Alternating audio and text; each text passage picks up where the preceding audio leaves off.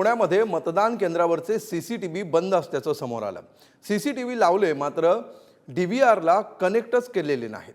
पुण्याच्या अरण्येश्वर मंदिर विद्यालय केंद्रातील हा प्रकार सध्या समोर आलेला आहे आणि त्यामुळे पुन्हा एकदा एकच खळबळ उडाली आहे। सीसीटीव्ही लावले मात्र DVRला ते कनेक्ट करण्यात आलेले नाहीत। त्यामुळे मग या सीसीटीव्हीचा उपयोग काय?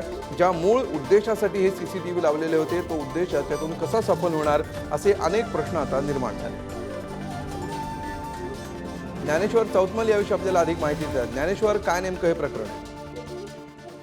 आपल्याला कल्पना आहे वेगवेगळ्या मतदान केंद्रांवरती जे सीसीटीव्ही कॅमेरे लावलेले असतात त्याचा सुरक्षेचा अत्यंत भोंगळ कारभार समोर आलेला आहे। सीसीटीव्ही कॅमेरे बसवले मात्र जे DVRला कनेक्ट करण्याची जी प्रक्रिया आहे ती पूर्ण झालेली नव्हती। मग अशा पद्धतीनं असा भोंगळ कारभार, जे संवेदनशील मतदान केंद्र आहे तिथे खरं तर हे सीसीटीव्ही बसवलेले होते।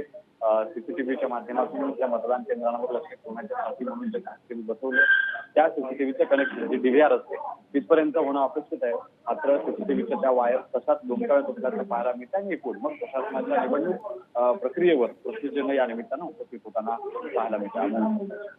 निश्चित धन्यवाद ज्ञानेश्वर या सविस्तर माहितीबद्दल। पुण्याच्या अरण्येश्वर मंदिरात हा प्रकार समोर आलेला आहे आणि त्यामुळे आता पुन्हा एकदा नव्याने प्रश्नचिन्ह उपस्थित झाले।